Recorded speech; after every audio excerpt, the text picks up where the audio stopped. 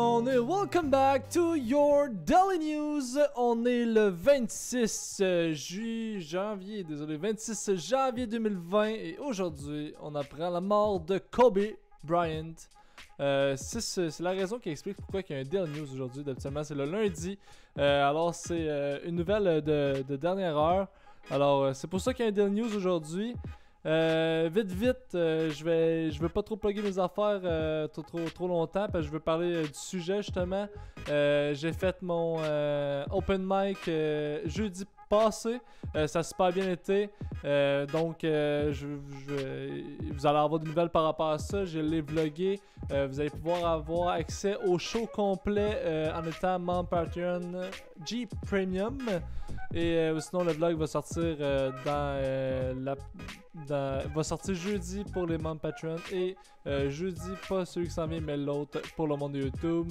Alors on va tout de suite commencer justement à parler de cette nouvelle là du décès de Kobe Bryant.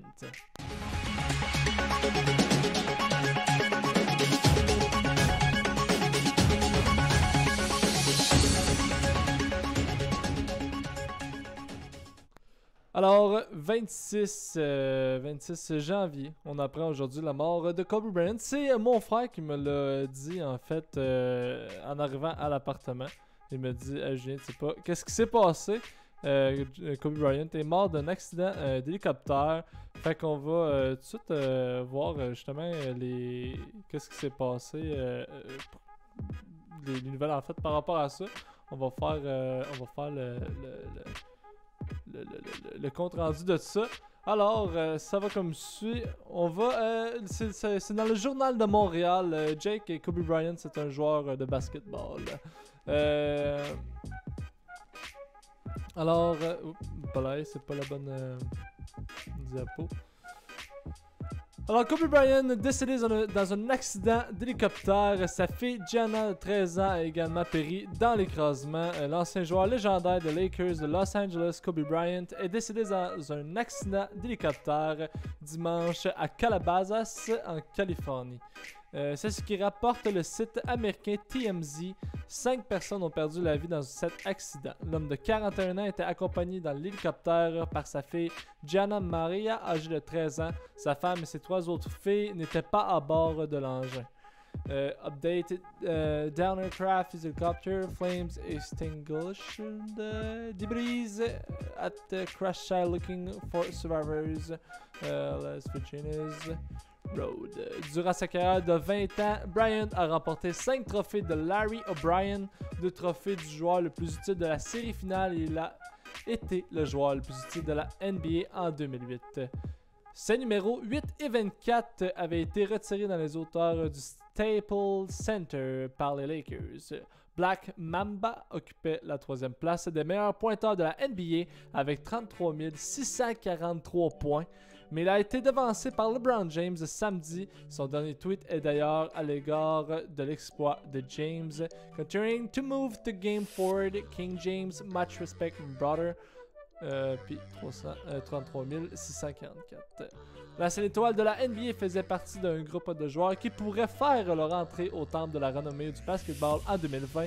Les élus seront connus à la fin du March Madness, mettant en vedette les meilleures équipes de basketball universitaire aux États-Unis. La communauté sportive sous le choc. C'est vraiment un nombre de choc pour justement la communauté sportive.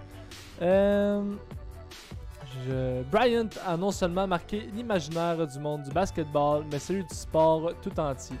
En l'espace de quelques minutes, plusieurs athlètes avaient utilisé leurs réseaux sociaux pour faire part de leur tristesse. Je suis complètement sous le choc et incrédule, a tweeté Piquet Subban, un père, un mari, une légende et une idole qui part trop tôt.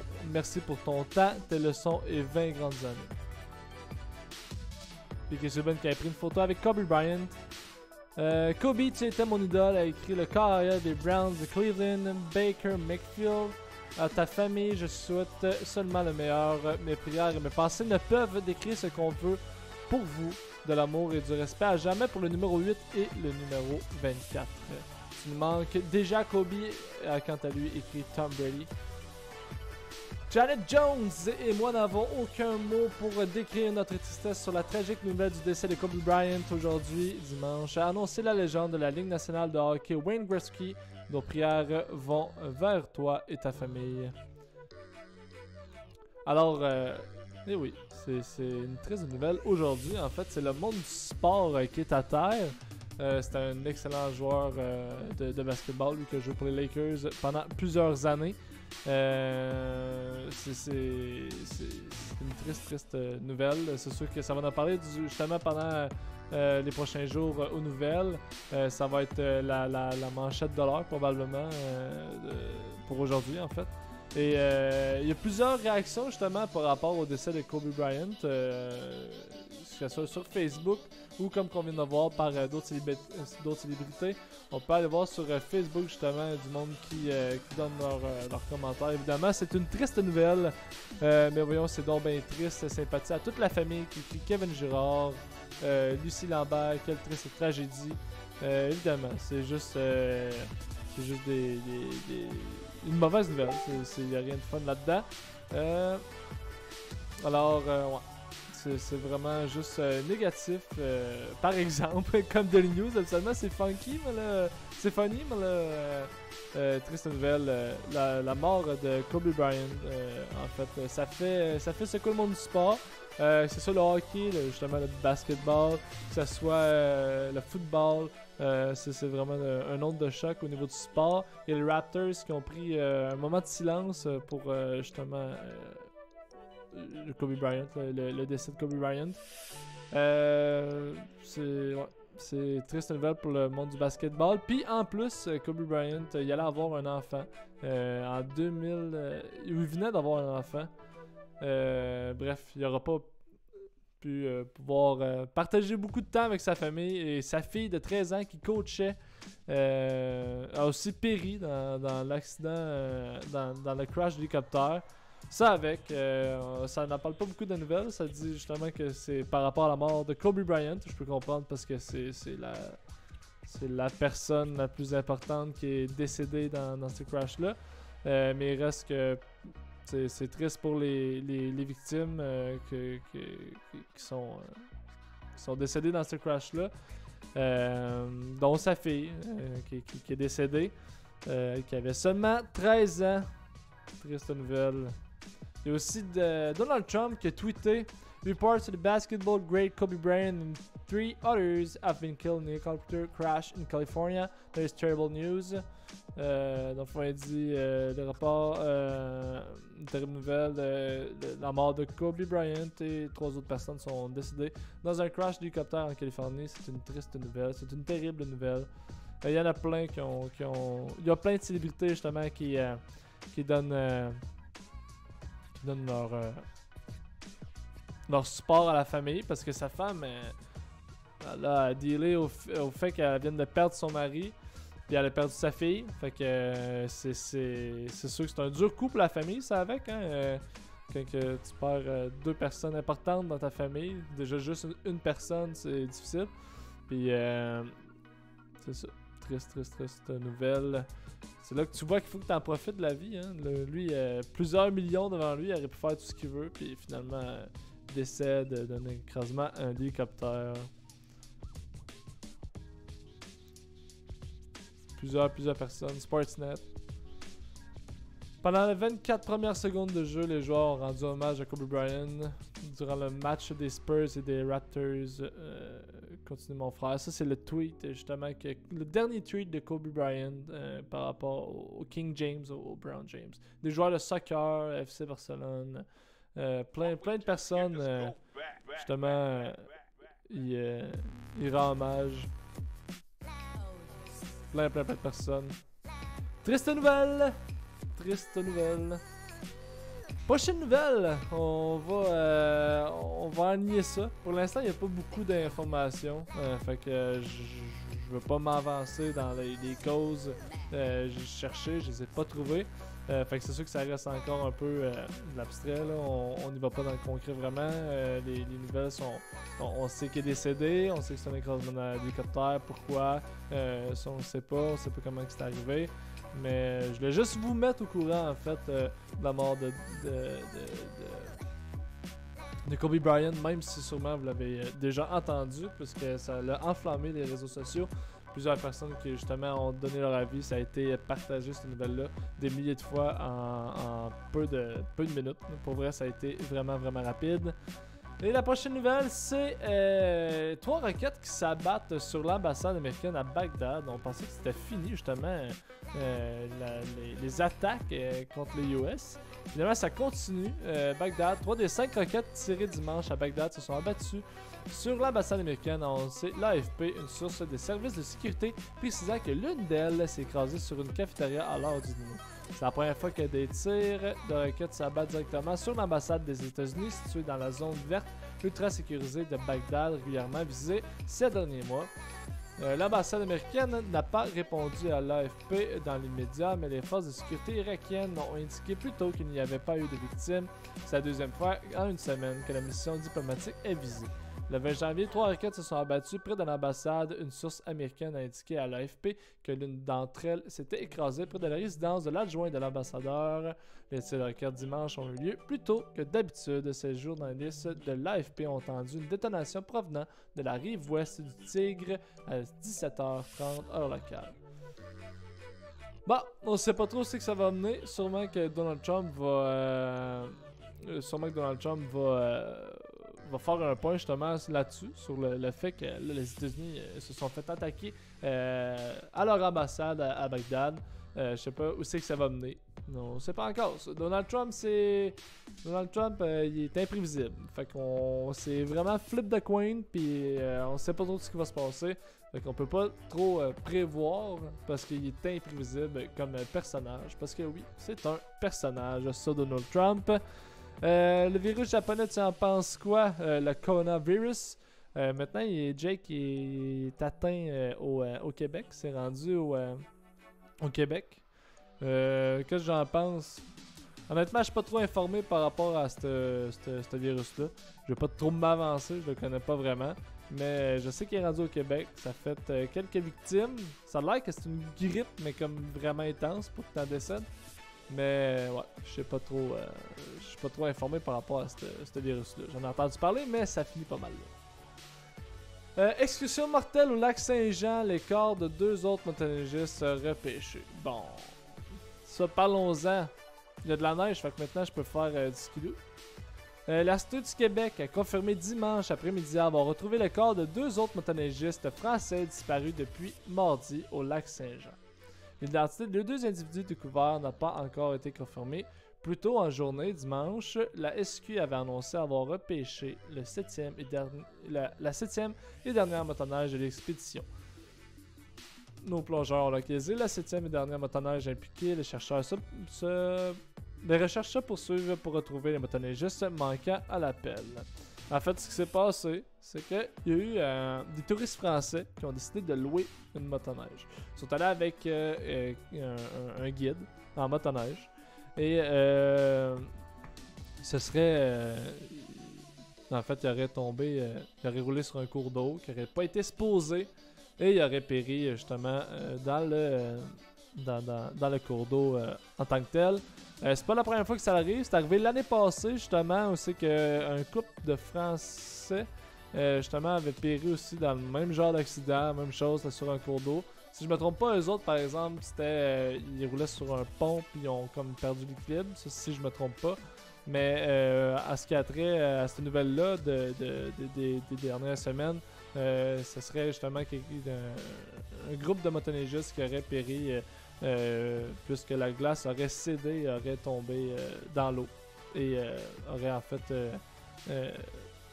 péri à cet accident-là. Le problème, c'est pas la première fois qu'on entend parler. Maintenant, je fais de la motoneige. Avant, j'en louais. J'en louais une ou 2 fois par année.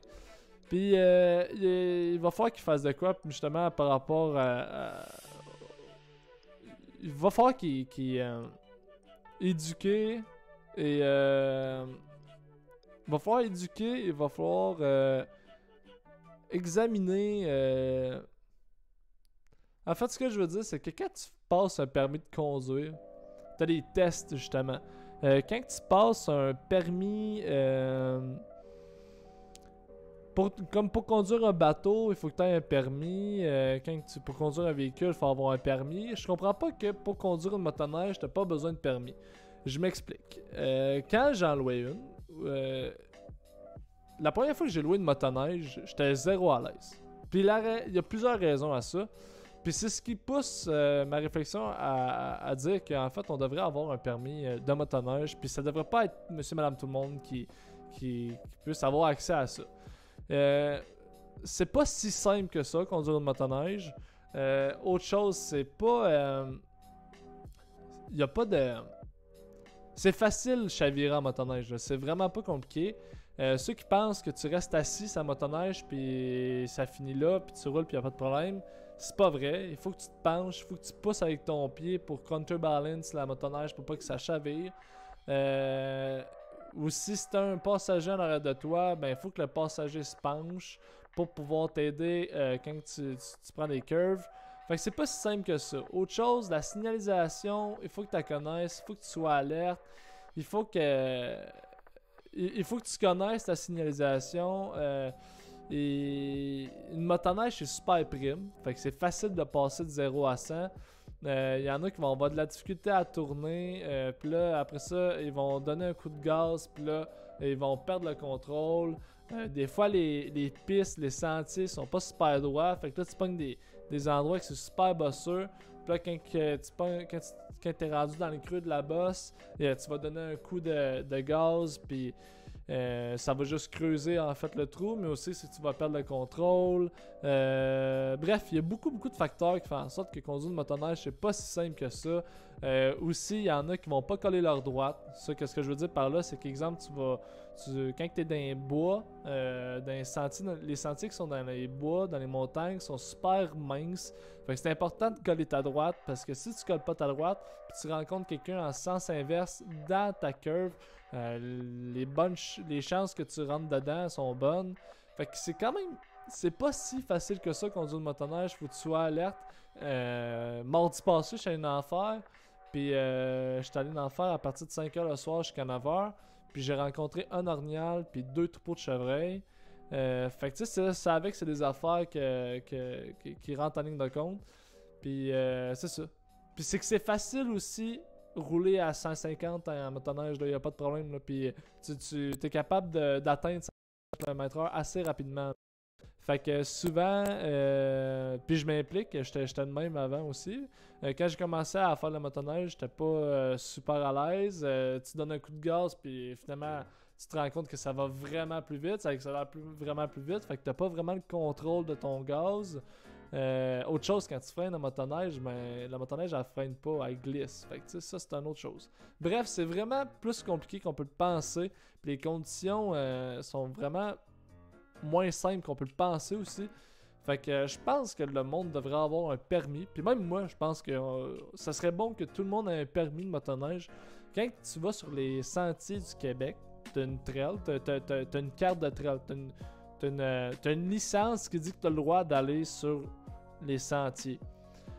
Sauf pour conduire une motoneige, la seule chose que tu as vraiment besoin, c'est un permis de conduire. Mais conduire un véhicule et conduire une motoneige, c'est pas toute la même chose.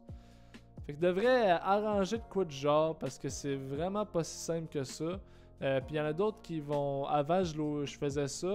Je louais des motoneiges, mais au moins j'avais la chance d'en faire avec du monde que ça faisait des années qu'ils en faisaient. Sauf là, le problème, c'est qu'il y en a qui vont louer des motoneiges puis qui partent seuls. Fait que là, ils savent pas les sentiers, ils savent pas où c'est qu'ils vont, ils connaissent pas les signes, ils savent pas la réglementation, ils savent pas trop comment ça marche. Si la strap à pète, mais sont pognés, sont fichus. Fait que il devrait avoir quelque chose par rapport à ça, parce que il y a des accidents à chaque année.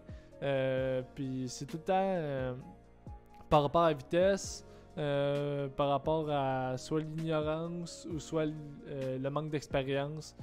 Il devrait vraiment faire de quoi pour justement faire en sorte à ce que le monde ait un permis, puis ça soit plus sécuritaire en fait aussi. Parce que des fois, c'est pas tout le temps signalé, faut que tu sois vraiment alerte.